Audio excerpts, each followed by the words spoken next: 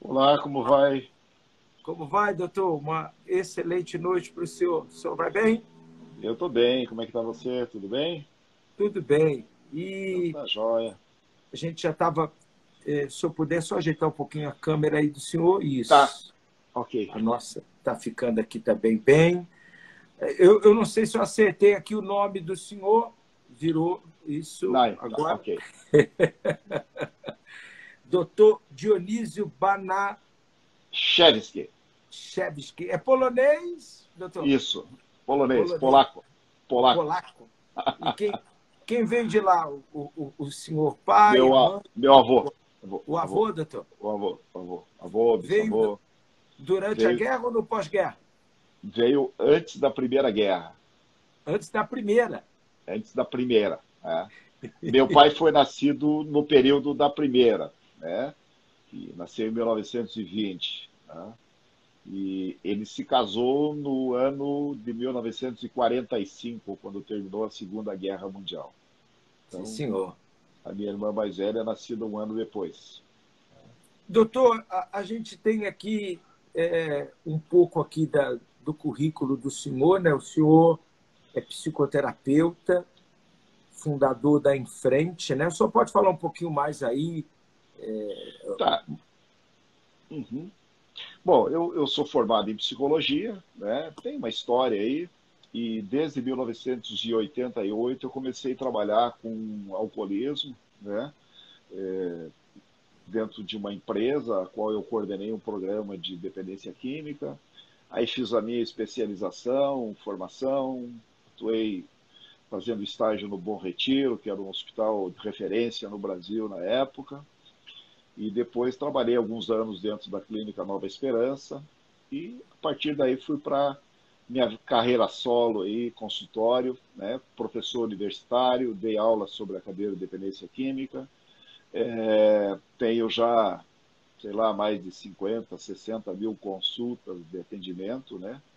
50, 60 mil consultas. Eu acho que um pouco mais do que 60 por aí, porque são 30 anos aí, no mínimo 2.000 por ano, né? E aí fiz consultoria para cidades, tenho projeto para o Estado, se for preciso para o próprio país, mas aí entra num campo político que é muito complexo. E a dedicação é o dia a dia, atendendo os dependentes químicos, orientando outros profissionais dentro dessa área, né? É o que eu mais tenho feito, né? E, eventualmente, alguns trabalhos de consultoria. Daí, empresa, escola, universidade, enfim, esses O senhor, organismos. o senhor também foi presidente do Conselho de Políticas sobre Drogas do Paraná, né? Fui presidente do Conselho Estadual de Psicologia, Conselho Regional de Psicologia, a oitava região, que é o estado do Paraná, isso de 2001 a 2004. E fui presidente do Conselho Antidrogas do Paraná de 2004 a 2007, né? Exercendo de fato de 2004 a 2007 e de direito de 2005 a 2007. Né? A Enfrente, que foi criada pelo senhor pode contar um pouquinho, a gente começar esse bate-papo agora, esse papo de quinta, doutor? A Enfrente é uma instituição que a gente criou com o objetivo de tentar fazer alguns seguidores aí, novos profissionais que venham seguir esse rumo aí da dependência química, que é tão fustigada e tão maltratada pela maioria dos profissionais no Brasil, né? E aí, de um tempo para cá, eu reuni com mais um amigo, agreguei alguns acadêmicos, jovens profissionais, e a gente começou a trabalhar em cima da Enfrente para criar uma ideia, uma identidade e começar a divulgar esse trabalho, né? Então, o objetivo é consolidar um tratamento verdadeiro e honesto da dependência química, né? E quando eu falo em tratamento honesto, eu até cito uma biografia de uma das pessoas mais famosas do mundo, que é o Eric Clapton, e ele relata no livro dele, na autobiografia dele, atos de mau cuidado no tratamento dos dependentes químicos. E no Brasil se imagina que trata a dependência química com medicação, e quanto que raramente alguém vai conseguir, trocando de droga, ficar em abstinência. Né? Então, A gente precisa ter uma boa avaliação, um bom diagnóstico para poder dar um resultado efetivo e principalmente a compreensão que todo o doente da dependência química, da síndrome da dependência química, é um ser humano e é um ser humano que merece todo o respeito e o resgate de forma holística da sua vida, né? Então, o senhor, a gente vai entrar mais à frente nesses pontos, mas o senhor, no tratamento, no combate ao alcoolismo, à dependência química, o senhor não utiliza medicação, né? Primeiro que psicólogo não usa, né? Não pode por questões legais, né? E segundo que, a menos que exista uma comorbidade muito séria, digamos, a pessoa seja portador de uma psicose, por exemplo, outra comorbidade parecida, ele não precisa de medicação. Então, quando é um dependente químico, que é a droga que vai fazer todos os efeitos, outra droga vai mantê-lo com algo psicoativo. E o meu conceito de dependência química, né? Primeiro que eu tenho um conceito dela como uma doença holística, ou seja, biopsicossócio-espiritual. E segundo, que o dependente químico, via de regra, ele não gosta da droga em si. Ele busca uma mudança de estado mental. Então, se for conversar, e todas as pessoas que estão nos assistindo, pastor, elas vão dizer assim, que quando uma pessoa está bebendo, ela está embriagada, calibrada, né? Ou outros adjetivos. O indivíduo que usou cocaína, ele está estriquinado, ele está ligado, né? O indivíduo que usou maconha, ele está lesado, sossegado e assim por diante. Quer dizer, fala do estado mental e não da droga. E essa gíria poucos conseguem ouvir dos seus dependentes químicos e dos seus familiares. E, na verdade, um dependente químico só vai encontrar o rumo da sua manutenção da abstinência, porque a doença não tem, não tem cura, quando ele chega ao ponto dele ser dono da própria vida, ou seja, gestor da própria vida. Então, ele tem que ter responsabilidade pela sua vida. Enquanto ele não tiver responsabilidade pela sua vida, que ele não assumir todos os seus atos de forma honesta, verdadeira, olho no olho, papo reto, ele não vai dar conta da doença, né? E aí as famílias adoecem junto, as pessoas adoecem junto com essa pessoa. E aí, por isso que a gente sempre recomenda a participação da família, o tratamento da família, em conjunto com o dependente químico, né? Doutor, qual a importância para quem está chegando agora com a gente? Inclusive, eu quero pedir aos amigos que continuem aí, clicando aí no aviãozinho, vai avisando, tem muita gente que está, às vezes, chegando do trabalho, está no caminho.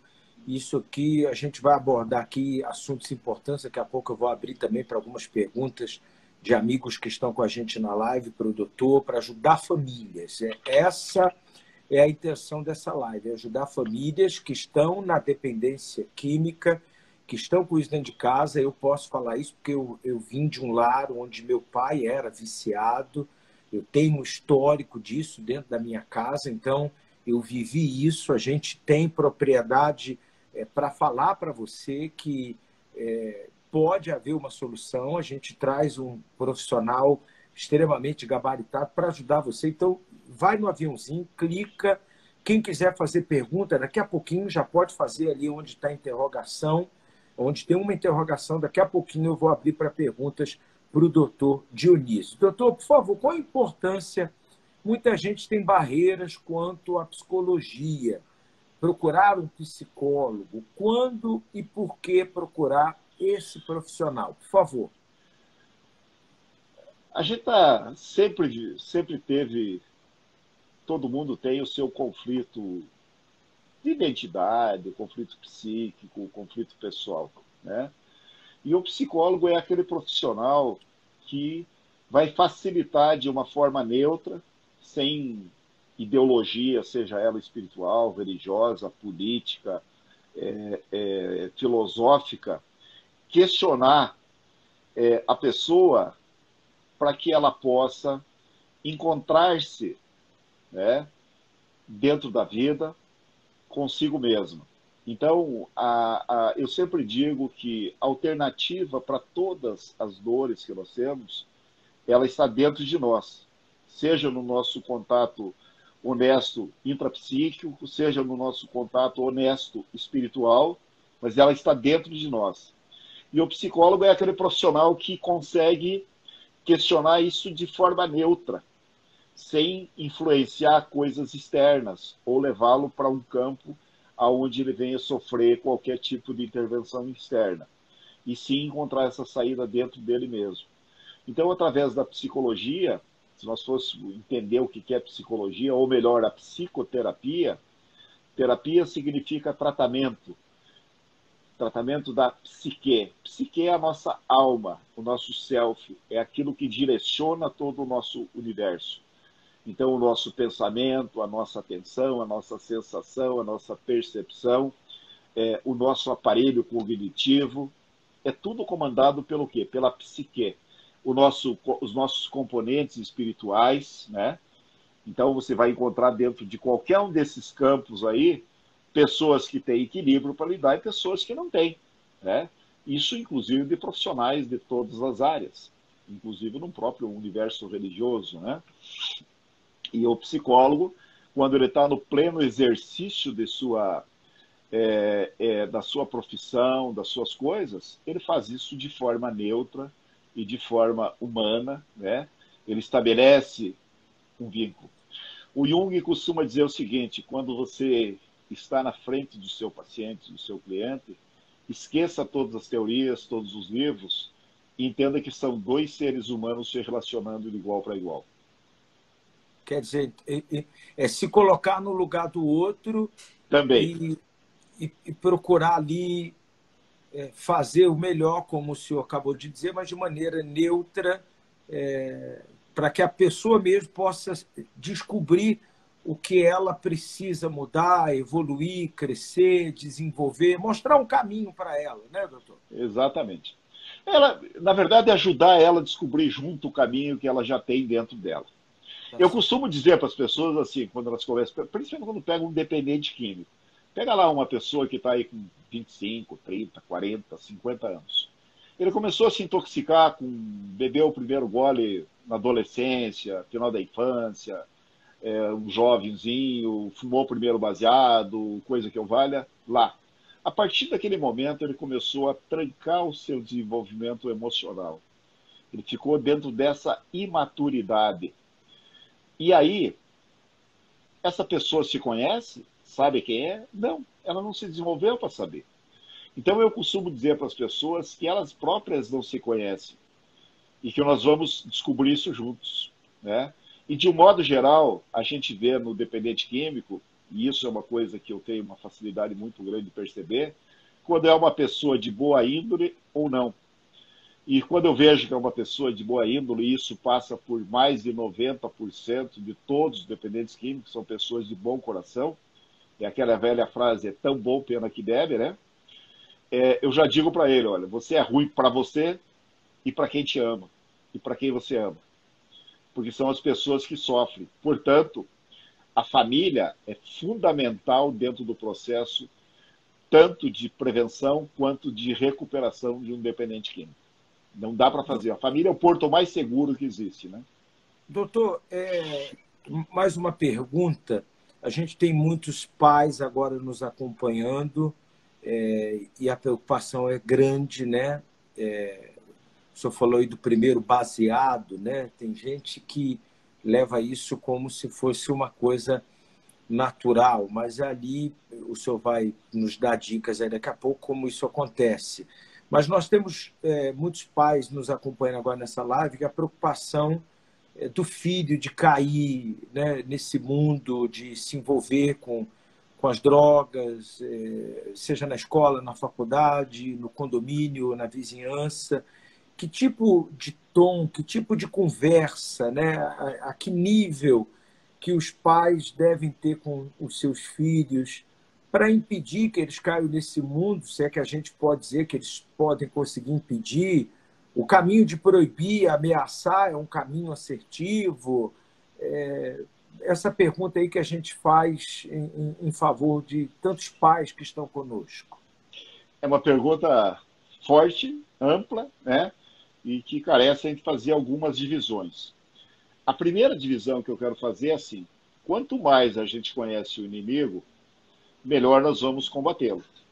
Então, quanto mais informação verdadeira e honesta se tiver sobre as drogas, melhor. E aí vamos fazer a classificação das drogas pelo resultado de consumo e o maior número de pessoas que são afetadas por essas drogas. Então, quando nós pegamos isso, né, nós vemos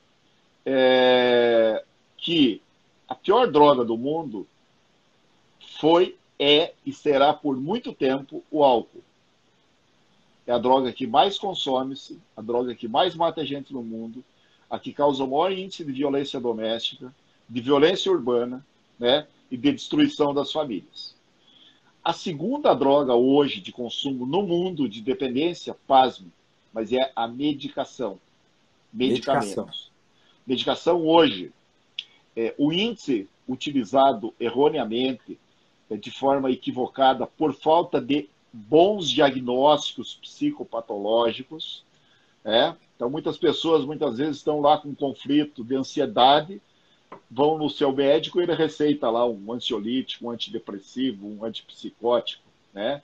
Ao invés de mostrar para essa pessoa que ela precisa trabalhar-se pessoalmente, fazer uma boa psicoterapia. Porque a psicoterapia vai ajudá-la na reestruturação. E o medicamento, o remédio, vamos usar o verbo real do remédio, remediar, ele remedia o sintoma e não resolve o problema. Exceto nos casos graves de uma desestruturação psíquica maior. Há uma descompensação, como no caso das psicoses, que daí carece de uma intervenção química mais forte. Um outro aspecto. Eu fiz, durante o ano de 2020, 2 lives com um médico psiquiatra chamado José Elias Aiex. Ele escreveu um livro chamado Psiquiatria Sem Alma, que eu recomendo às pessoas que queiram ler, né? Psiquiatria Sem Alma. E nesse livro ele faz um apanhado da questão da medicalização no mundo. E aí tem um outro médico dinamarquês chamado Peter Gotsky, que escreveu um livro que ele chama de Medicamentos Mortais, Crime Organizado.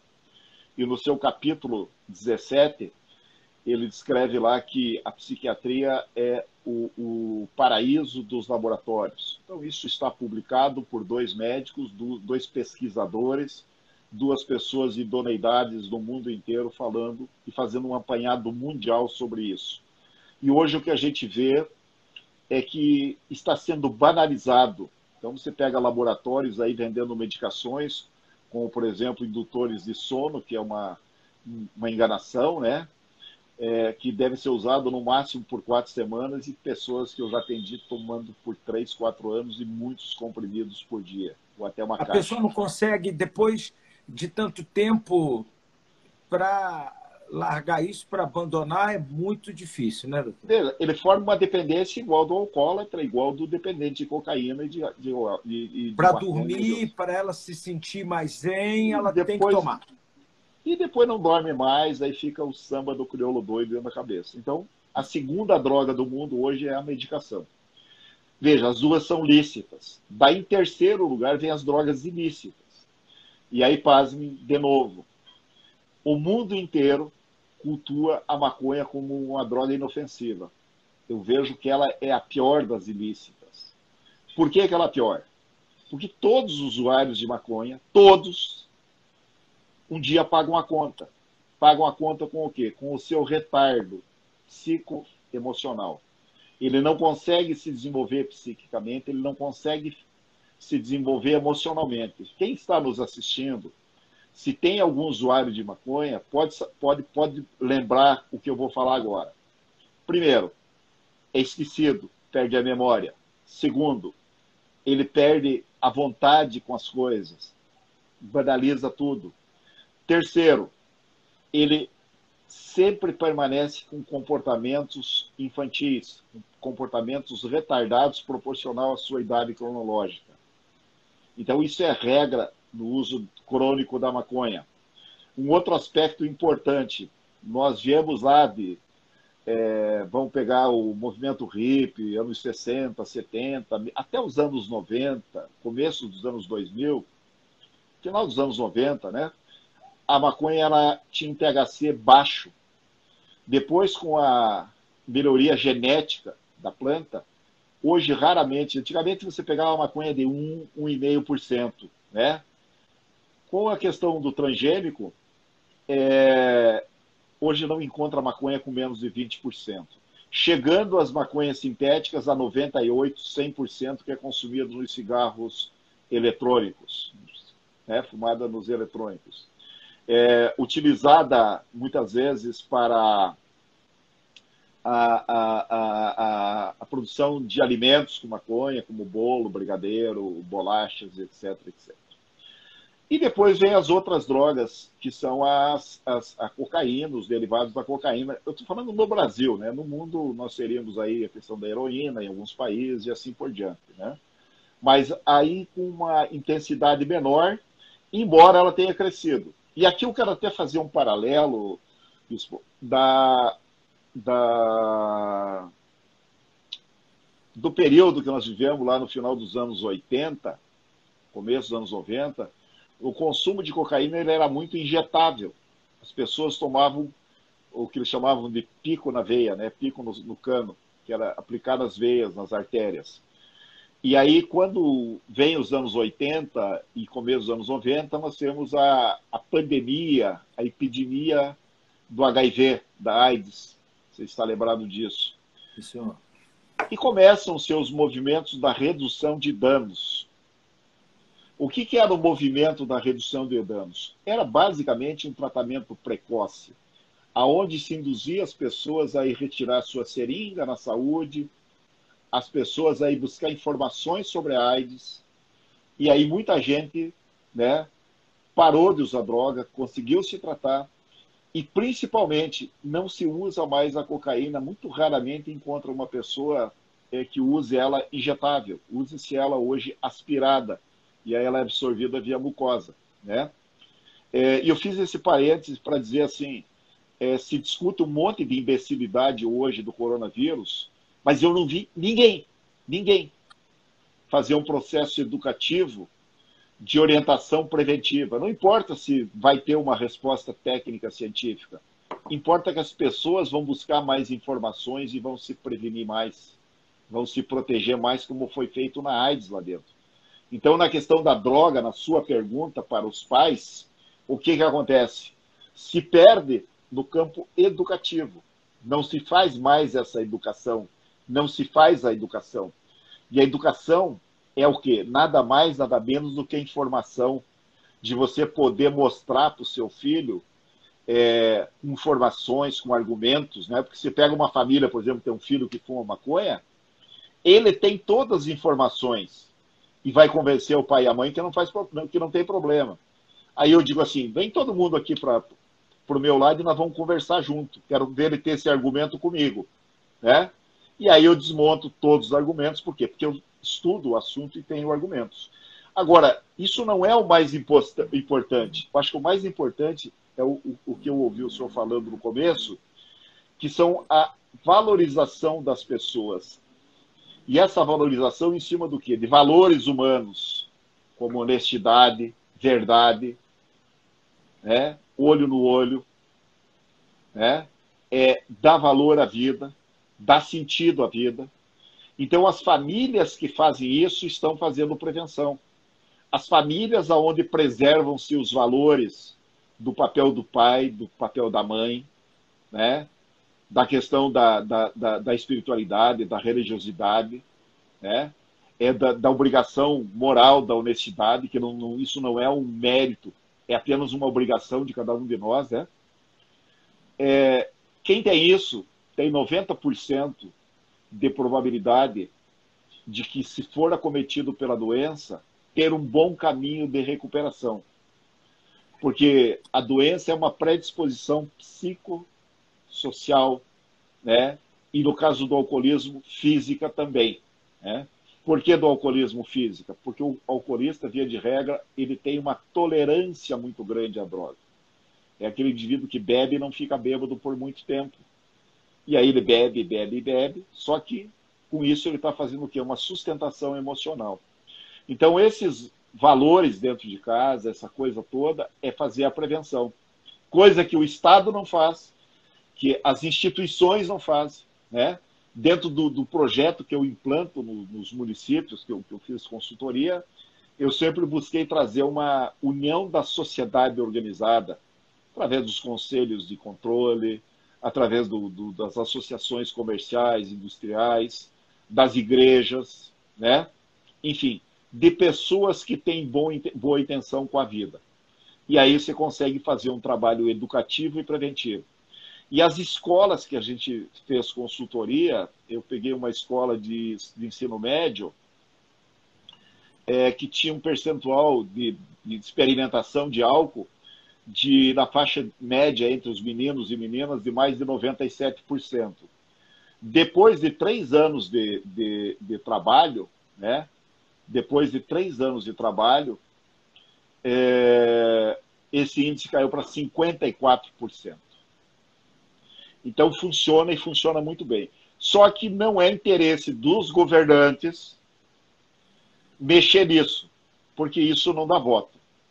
Em 2010 eu levei um candidato a senador para discutir comigo lá no Conselho de Psicologia, e eu falei, vamos fazer uma proposta séria de drogas. Ele virou para mim e disse, Dionísio, isso não dá voto. Dá voto é tirar fotografia com o pessoal do crack, tirar fotografia com a desgraça, tirar fotografia com a dor das famílias. E são essas formas que muitos dos nossos representantes aí dos parlamentos municipais, estaduais e federal se elegem. Né? Muitas pessoas que se elegem para o executivo e depois que chegam lá não fazem mais nada. Doutor, a gente partindo agora por um estágio mais avançado da dependência, todos nós já ouvimos assim histórias de dificuldade em entrar com dependente no primeiro estágio da reabilitação, para que ele queira ajuda. A gente tem gente acompanhando agora a nossa live. Depois nós vamos ter pessoas que vão acompanhar, que são dependentes químicos, que são alcoólicos, precisam de ajuda, mas ainda não reconhecem, mas vão ser ajudadas, porque nós, tanto o senhor como eu, nós nunca desistimos de ninguém, né? E um dia nós vamos contar essa história, como que nós nos conhecemos, mas como que faz para a gente ajudar uma pessoa que está nesse estágio para a reabilitação? No primeiro estágio, sabemos da negação de reconhecer, para o dependente reconhecer que é dependente, né? Ele acha que não precisa do tratamento. Então, nesse cenário, qual o aconselhamento, né, para as ações de conversa? Uma pessoa que está nos acompanhando agora e tem um dependente dentro de casa, tem mães agora nos acompanhando, pais, esposas, maridos, né? Como falar com a pessoa para que ela busque um tratamento? Claro, a gente está aqui falando da parte psíquica e também da parte espiritual, que depois o senhor vai falar um pouco disso. O senhor é um homem de fé também. O que essa pessoa, como que ela parte para essa ajuda? Como que ela inicia? Porque às vezes ela não consegue nem se aproximar do próprio filho ou da pessoa que está nessa situação. Uhum. Muito boa essa pergunta. Bom, todo dependente químico, ele desenvolve alguns mecanismos de defesa psíquica da doença. E dentro desses mecanismos de defesa psíquica, que são mecanismos inconscientes, um dos principais deles é a negação da doença, a negação da realidade. E nós não podemos esquecer que a família, mesmo sofrendo, ela também passa pelas dificuldades, pela vergonha, pelo medo, pela impotência, por não conseguir uma alternativa de ajuda desse seu ente querido. E aí o que ela faz? Ela também muitas vezes nega a própria doença. Então, o passo mais importante para se dar é a família, muitas vezes, buscar ajuda para ela entender como é que vai poder ajudar. Porque cada indivíduo, cada pessoa tem um jeito de lidar. Não existe uma fórmula. Então, se eu vou atendê-lo, eu vou atendê-lo e vou aprender contigo como é que eu vou ter que trabalhar contigo para te ajudar. Não Quer vou dizer, pegar comigo é de uma maneira, não quer dizer que com o outro vai ser um Exa... espelho. Exatamente. Quer dizer, a doença é a mesma, mas cada pessoa é uma pessoa, é única no mundo, né? Então, a Claro. gente tem que aprender isso. Existe uma regra geral que a gente já percebe de cara pela experiência, sim, e utiliza desse conhecimento, mas cada indivíduo é um indivíduo, né? Então, aí muitas vezes o próprio dependente químico ele tem dificuldade. Então, muitas vezes ele pega um caso de dependência química que o paciente vem, se aproxima da gente, mas ele fica muitos meses ainda se intoxicando. Mas quando ele chega até mim e se mantém vindo, eu sei que uma hora nós vamos conseguir o resultado, né? Aí é um ponto importante, porque o senhor vai continuar, não quero que o senhor perca a linha de raciocínio, mas é aí que muita gente já entra numa outra pergunta que eu ia fazer, eu vou colocar ela aqui dentro. E diz assim, porque daí a pessoa continua a utilizar ou tem a chamada recaída, e alguém diz assim, esse sujeito não presta, seja o filho, seja quem for, é sem Isso. vergonha, usa de nomes fortes, pesados, não quer nada com nada. Você aí começa a colocar aquele cidadão para baixo, aquela moça, aquele rapaz, aquele homem, aquela mulher. Você não vai ser nada na vida, você não vai chegar a lugar algum, você só me dá desgosto, você está acabando, é o que o senhor falou da vergonha. Isso só faz piorar todo o processo, né? É uma fase, né? Uma fase de dificuldade. E aí qual é o nosso papel? Eu sempre falo que quem tem que ter paciência nessa hora sou eu. Eu que tenho paciência. Eu que fico lá meses, muitas vezes levo um ano para conseguir um resultado, até mais de um ano. Mas eu sei que aquela pessoa quer ajuda. Eu sei que, num dado momento, o fato dele estar me procurando, ele quer, a gente não conseguiu encaixar. Se eu voltar lá para 1993, eu atendi meu primeiro paciente de crack aqui em Curitiba. De crack. Crack. 93, há 28 anos. Ele não acreditava nele. A família não acreditava nele. Ninguém acreditava nele. Só eu acreditava nele. Esse indivíduo, anos depois, se torna um executivo. Por quê? Porque ele conseguiu, num dado momento, a gente encaixou o caminho dele. E deu resultado. Né? Então, eu me lembro eu falo que do meu professor de alcoolismo. Eu atendi esse senhor em 1991 até 2002. Ele ficou 11 anos comigo. Se a gente olhar para ele hoje, encontrar com ele na rua, vai dizer, pô, esse cara tá bêbado. Porque ele ficou com traços, consequências do alcoolismo dele. Mas está sem beber desde aquela época, cuidando da família e fazendo o seu papel de homem. Então, a gente tem que ter paciência. Esse indivíduo ele parou de beber no 12º internamento. O senhor falou em recaída, né? Eu já vi casos de pessoas que ficou mais de 30 anos em abstinência e aí foi fazer um tratamento dentário e começou a utilizar uma medicação para dor à base de codeína. E essa medicação levou ele à recaída e ele foi até o final da vida, já com 70 e poucos anos, vivendo de favor, porque ele tinha perdido toda a sua dignidade depois de mais de 35 anos de abstinência. De ter ajudado milhares de pessoas nos seus tratamentos. Então, é uma doença muito séria e que precisa desta persistência, perseverança, e lidar com o dependente químico é complexo, porque ele mente demais, ele manipula demais, até ele aprender que ele não pode mais mentir, que a mentira é um sintoma da doença, muitas vezes demora anos. Por mais, a gente não faz milagre, mas é uma estrutura de personalidade que tem que ser mudada. Então, o tratamento dela passa por isso, passa por essa estrutura de personalidade. essa mudança Doutor, na estrutura. antes da gente continuar aqui com mais algumas perguntas, eu queria falar um pouco da depressão e desse momento de pandemia. Se o senhor quiser tomar uma água aí, eu quero falar com os meus amigos para mandarem a pergunta aqui. Eu quero fazer, antes de ir a essas questões sobre a depressão, essa questão da pandemia, como ajudar as pessoas nesse momento. Tem muita gente muito angustiada, muito aflita.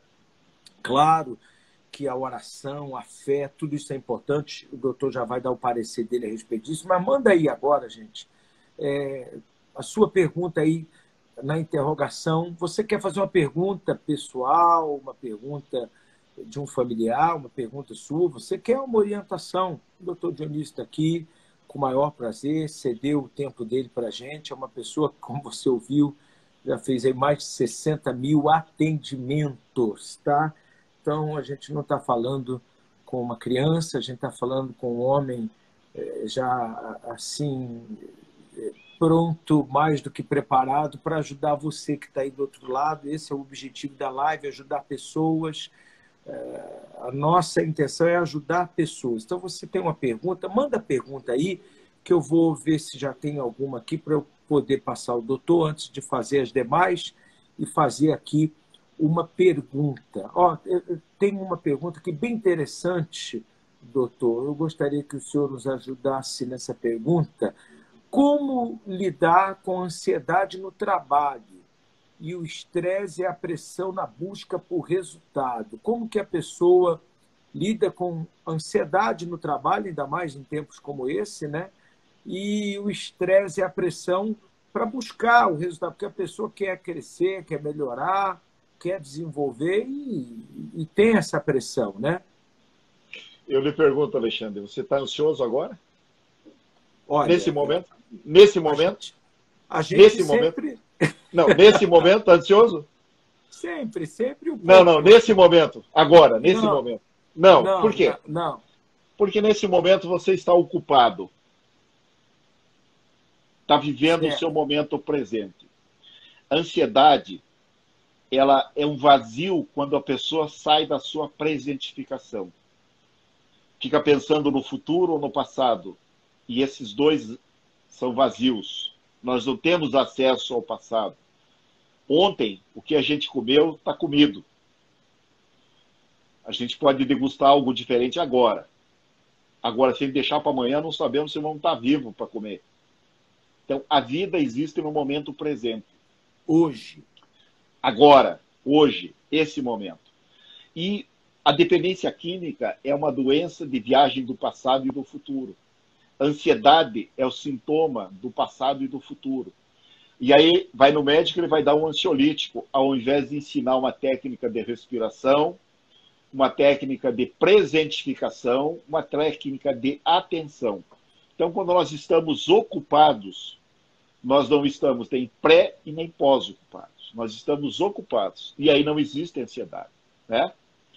Então, eu tenho um processo muito interessante amanhã, e muitas pessoas me perguntaram hoje, João, isso eu vou pensar amanhã. Hoje não, hoje eu perguntei hoje, ontem. Eu perguntei ontem. perguntou. Você me perguntou ontem, né? Isso eu vou pensar amanhã, porque hoje eu estou ocupado com o meu trabalho, com os meus afazeres, agora estou ocupado com a live, e isso não me deixa ficar ansioso. Legal. E o estresse do trabalho, seja onde for, o que ele acontece? Quando a pessoa começa, vamos imaginar aqui um elástico, a gente estica o elástico, né? Agora, se a gente esticar demais, ele vai criar um momento de tensão. Se a gente não frouxar um pouquinho, o que vai acontecer? Ele vai estourar. Então, o nosso elástico ele tem que ficar flexível. Toda vez que ele vai para o espaço de tensão, ele pode arrebentar. Deixa eu ter uma outra pergunta aqui para o senhor. Olha só, bem importante. São perguntas assim, muito de gente muito especial que quer a nossa ajuda. Doutor, meu esposo está com vícios em jogos. Me disseram que em jogos, me disseram que mesma coisa que tem vício. De drogas. Verdadeiro, Isso. verdadeiro. Veja, quando a gente fala em droga, a gente está falando da dependência química, né? Mas a base da doença é a compulsão. E, Compulsão. compulsão, né? Então, a doença é uma doença compulsiva. E aí o objeto na dependência química é a droga. Quando é jogo, o objeto é o jogo. Quando é a comida, você pega lá, por exemplo, a questão dos distúrbios alimentares. Para mais, aqueles obesos mórbidos lá que chegam a 200 quilos, né? Que a gente vê aqueles programas lá do Discovery, etc. Né? Aquelas pessoas são compulsivas pela comida. Né? Ou você pega uma pessoa que faz o inverso, né? Que ela não come, não come, ela tem uma referência negativa, fica pesando 20 e poucos quilos, né? Muito comum também, é um outro distúrbio também compulsivo do invertido. O comprador compulsivo, acumulador, acumular porcaria em casa, acumular coisas, né? Além do que precisa para a vida, né? Todas essas coisas, elas acabam fazendo um movimento nessa direção. E aí tem uma autora chamada Marion Woodman que ela fala assim, né, que o compulsivo ele sempre está pensando no futuro ou no passado. E desse modo, o seu corpo fica vazio, sente uma terrível sensação de fome. Né? E aí ele vai preencher com o quê? Com algo que não preenche. Então, o jogo, né, tem pessoas que perdem tudo. Tudo. Tudo e ainda ficam devendo. Né? Por quê? Porque elas ficaram arriscando, achando que a próxima rodada, que a próxima jogada, que a próxima aposta ia lhe fazer. Então, o jogo ele é tão compulsivo, tão atrativo, né? Quanto a droga. Tão Eu tenho uma atrativo outra, quanto a comida. Né? vou fazer uma outra pergunta aqui para o senhor, antes da gente seguir aqui com mais algumas questões da depressão, e a gente já está chegando a quase uma hora, a gente parar, mas está ficando muito bom isso aqui. Tá aqui, essa aqui pergunta muito boa, da Elaine. Ela pergunta: boa noite, como saber se a pessoa está com depressão ou ansiosa? Tem características que determinam isso, doutor? Tem uma diferença grande. A ansiedade ela pode estar dentro da própria depressão, né? Mas eu quero falar uma coisa que é muito importante, gente. Se criou um costume de rotular diagnósticos, né? Então, muitas pessoas, muitas vezes, vão no profissional e você vai no médico e está afim de uma receita, e não de uma palavra, não de uma orientação. E aí, muitas vezes, as pessoas querem saber que elas tenham uma doença diagnosticada. Né? E a primeira coisa que a gente vai ver, seja depressão, seja ansiedade, seja dependência química, a gente vai ver um ser humano e que coisas estão atrapalhando dentro da sua vida. Então, existem dois tipos de básicos, né? Mas vamos falar de dois, mas nós estamos falando com o público para levar uma informação mais simples possível, né? Então, vamos falar de dois tipos de depressão. Existem os estados depressivos, que hoje são muito comuns em função dessa selvageria que acontece aí do uso do Covid, né? O mau uso da informação, pessoas torcendo para o vírus, pessoas passando informações mentirosas, criminosas, negando a possibilidade de tratamento preventivo, precoce, independente. E não adianta vir me dizer que a ciência é tudo balela, porque a própria vacina hoje é uma vacina experimental. Né?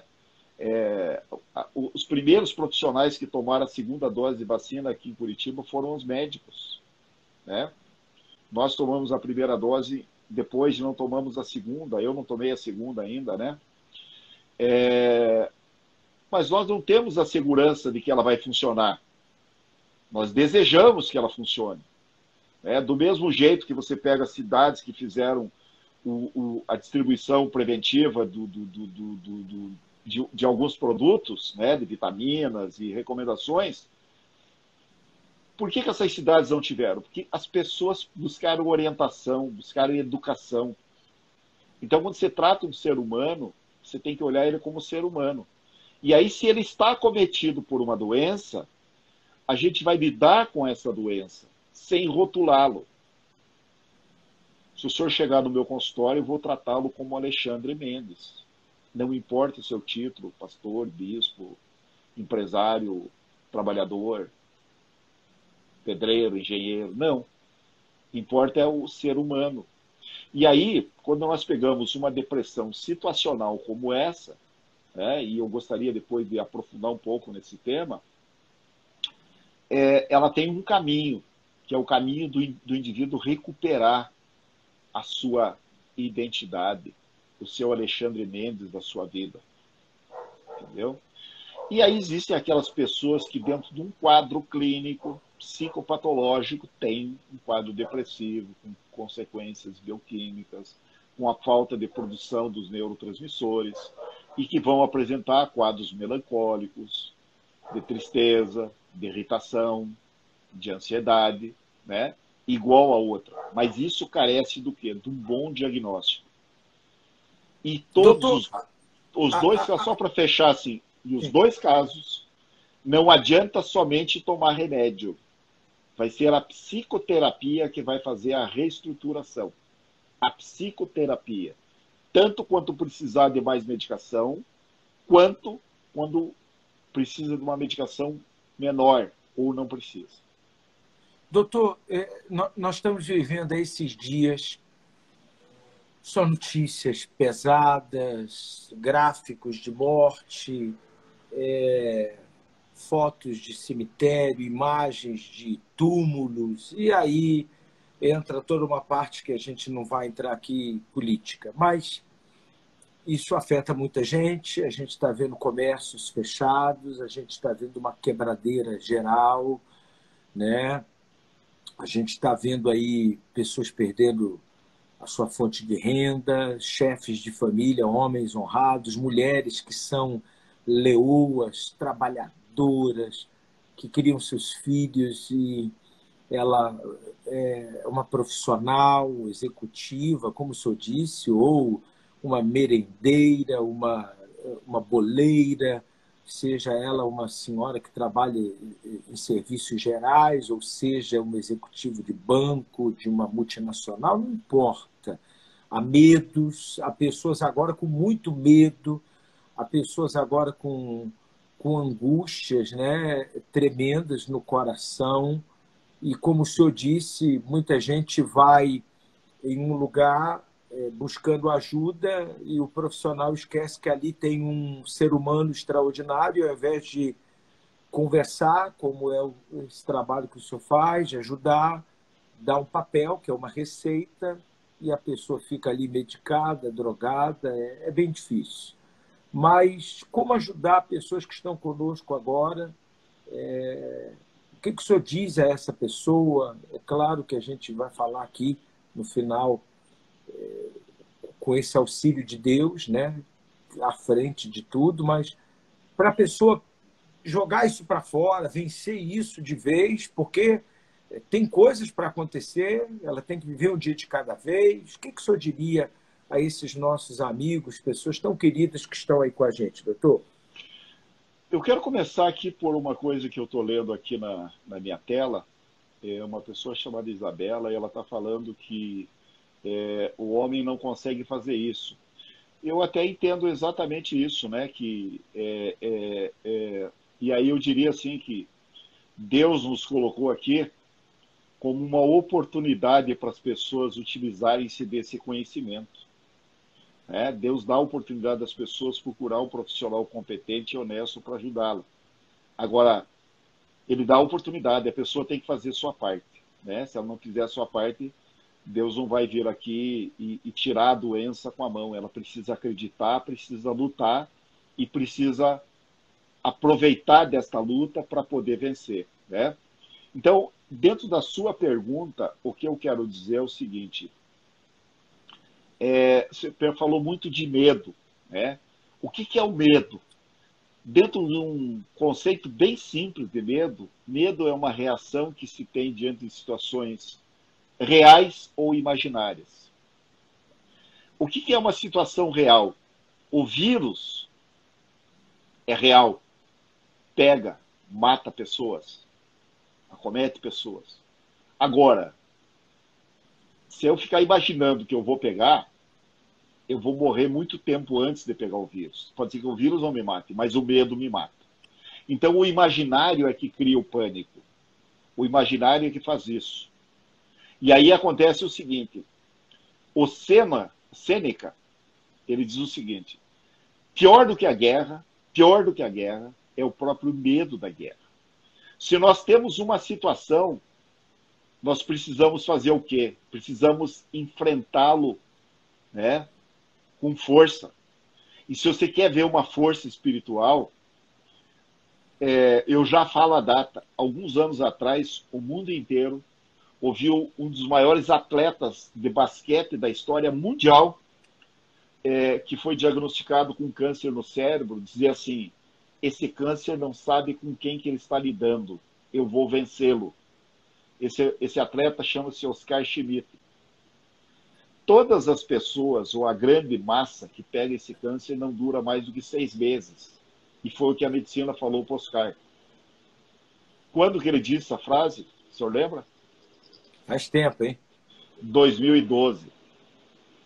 9 anos. E ele não morreu. 9 anos atrás. Então, é muito importante a gente acreditar. A gente ir à luta. Medo não quer dizer o inverso de coragem. Coragem é a forma que a gente lida com o medo. O medo do real, por exemplo, o meu consultório fica no 16º andar de um prédio. Eu não vou pular lá de cima. Por quê? Porque o medo que eu tenho de pular de lá protege a minha vida. Esse medo me diz assim, se você pular, você vai morrer, você vai se quebrar inteiro. E eu não vou pular. Então eu troco a palavra medo pela palavra respeito. Respeito de não pular do 16º andar, respeito pela questão do vírus, de usar os equipamentos de proteção, de usar a higiene, de usar o distanciamento, de fazer os preventivos para quem acredita e põe fé nisso, porque daí você tem a ajuda do seu psiquismo e ajuda espiritual. Por quê? Porque você acreditou naquilo. Você acreditou nessa oportunidade que até foi Deus que lhe deu, de colocar essa informação na sua frente. Né? Então, Deus não vem resolver o nosso problema, mas Ele coloca alternativas para que a gente resolva através de um profissional, através de uma palavra, através de uma atitude, ou através de um exemplo. Quantos exemplos que salvam? Né? E aí nós temos que pensar que essa pandemia ela está sendo muito usada pelo mal, pelos mal políticos, pela merda da imprensa, desculpa a palavra, mas é verdade, que a imprensa faz falando, né? Escapou um palavrão, mas é o sentimento que eu tenho por isso mesmo, né? Que é o que o pessoal está fazendo. E isso acaba destruindo o quê? A crença das pessoas, criando pânico, criando medo, né? E principalmente essa persecutória em cima do pequeno comércio, do pequeno trabalhador, do pequeno ambulante, né? Do pequeno restaurante, da pequena lanchonete. Porque ninguém foi fechar os grandes magazines, ninguém foi fechar os grandes supermercados, ninguém foi fechar não sei o quê. Agora, não colocaram ônibus à disposição para diminuir a carga de pessoas, não colocaram mercados abertos 24 horas para fazer distanciamento social maior, e sim encurralaram as pessoas para pegar o vírus. E não fizeram uma única palavra de prevenção, de orientação. Existe só punição. Isso não funciona para o vírus, não funciona para a educação, não funciona para nada. Nem para a dependência química. O que funciona no ser humano é a consciência, né? É a integração desse ser humano com a vida e com a vontade de viver. E aí, quando a pessoa é acometida por uma depressão, ela vai perdendo essa vontade de viver. Ela vai perdendo o seu objetivo, o seu motivo de viver. Né? Então, eu acho que essa pergunta ela é muito interessante. ela traz uma realidade que nós estamos vivendo. No dia 20 de março de 2020, eu gravei o primeiro vídeo falando sobre epidemia psíquica, né? E eu disse nesse vídeo que 20 de março do ano passado, quando começou o movimento de lockdown, dessas palhaçadas todas, né? E que até hoje não se comprovou a sua eficiência, se é bom, se não, só criou transtorno para as pessoas, eu dizia que muito pior do que o vírus seria a epidemia psíquica, porque as pessoas não saberiam o que fazer. E até hoje eu não vi um governante, dos responsáveis, aí sejam os prefeitos e governadores, que foram responsabilizados pelo Supremo Tribunal Federal para fazer isso, vir e discutir com a população de forma educativa, de forma coerente, e encontrar alternativas aproveitando a experiência das pessoas. Não vi. Exceto alguns municípios, que de repente a gente vê aí, né? Matérias como Porto Feliz, Rancho Queimado, Porto Seguro, e outras cidades que fizeram uma aproximação com a população e conversaram com a população. Então, a saída disso tudo está dentro das pessoas, da consciência das pessoas, né?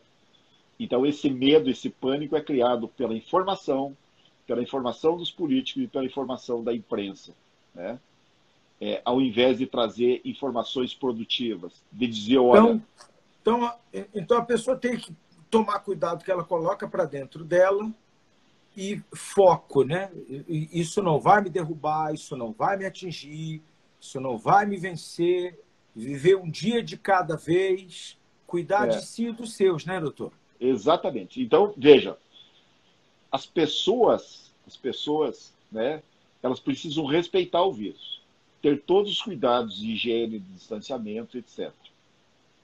Né? E não vai ser com ideologia que vai vencer isso. Isso vai se vencer com o quê? Com enfrentamento. Saber que o vírus, ele pode nos matar. Agora, nós temos que respeitar. Nós temos que saber do nosso limite. Né? Nós temos que buscar os recursos. Eles precisam ser exercidos. Né? Então, a pandemia, ela trouxe o quê? Ela trouxe muito medo. Ela trouxe muita agressão. Né? Então, é gente falando coisa que não se provou. Então, quem disser qualquer coisa com relação ao vírus, o mundo não sabe o que fazer. A ciência não sabe o que fazer. Tanto é que a vacina que nós estamos tomando, ela é experimental. E que, mesmo os médicos que foram os primeiros a tomar, eles estão tomando os mesmos cuidados hoje do que eles tomavam antes de ter tomado a vacina. Doutor, antes da gente falar, a última coisa, eu quero ter mais uma pergunta aqui de pessoas que nos mandaram. Eu quero falar sobre Deus e a psicologia para a gente encerrar. Eu tenho aqui duas perguntas que eu queria colocar aqui para o senhor. Como podemos ajudar uma pessoa depressiva? Veja, ajudar uma pessoa depressiva, primeiro que a pessoa que está depressiva, ela está muito impotente. Ela está impotente. E muitas vezes as pessoas que tentam ajudá-la também estão imbuídas de um propósito que elas não dão conta. Então, a melhor forma que tem é buscar uma ajuda de profissional correta. Né? Uma ajuda profissional, uma ajuda espiritual. De repente, muitas vezes, a ajuda espiritual é induzir esse indivíduo para que vá buscar uma ajuda profissional. Né? E dentro desse caminho ela poder sair desse lugar. Né? Então, a questão do sentimento, seja ele espiritual ou psíquico, muitas vezes ele é desqualificado. Acha-se que doenças só são as coisas físicas. E a doença da alma ela é muito pior do que a coisa física. Então, uma pessoa em depressão, realmente, ela está profundamente doente. E ela precisa ser tratada. Se não fosse doença, não estaria lá no CID-10, né, no Código Internacional de Doenças. Ela não teria um afastamento, não teria uma impossibilitação de trabalho. Mas ela é. Né? Então, ela precisa de uma ajuda. Muitas vezes, a espiritual para encaminhar para uma ajuda clínica. Né? Então, tem coisa que ela precisa dos dois. Por isso que eu falei lá no começo que eu conceituo a patologia como biopsicossócio-espiritual. E no caso da dependência química, a primeira coisa que deu origem a todos os tratamentos que estão aí foi uma troca de cartas de Carl Gustav Jung com Bill Wilson, acontecida em 1961. Bill Wilson é um dos fundadores do Alcoólicos Anônimos, que fundou-se lá em 1935, né? E em 1961 ele escreveu uma carta para o Carl Gustav Jung falando que ele se criar a associação dos alcoólatras. E aí o Jung respondeu que ele acreditava em duas possibilidades. Uma delas era uma pura e verdadeira conversão religiosa dessa pessoa, e a outra delas era uma barreira de proteção da comunidade humana. Né? E é isso que nós fazemos. Então, existem muitas pessoas que fazem o seu encontro espiritual e que com isso conseguem encontrar um rumo para se tratar, e outras pessoas que vêm buscar um tratamento propriamente dito. Uns vão se identificar dentro do grupo de alcoólicos anônimos, outros vão se identificar com a psicologia. O importante é a pessoa ser ajudada, né, doutor? Exatamente. Isso é o mais importante. Eu vou trazer a última pergunta de uma pessoa aqui que pergunta: é verdade que existem 3 tipos de depressão? Distímica, sazonal e maior? Poderia nos explicar? Sim. É a Manu. Manu, distímica é distimia, né? Que é um distúrbio de humor, né? E sazonal é essa que eu falei, que agora pode estar acontecendo aí por conta do vírus. E a profunda é essa mais melancólica, mais da questão do endógena mesmo, né? Dos neurotransmissores, né? Onde a pessoa tem uma deficiência dentro disso, né? Que daí é uma questão bem química e biológica. Tá? Então, a gente acabou falando de todas, mas não de uma forma didática, assim, né? Mas falamos delas. Né? E a distimia é um distúrbio de humor mesmo, né? Que acontece. E aí existe uma falha muito grande quando se fez os DSMs, que são os diagnósticos estatísticos da saúde mental, e se alguém quiser ver isso, nos debates que eu fiz nas lives com o Dr. José Elias, nós falamos muito do DSM.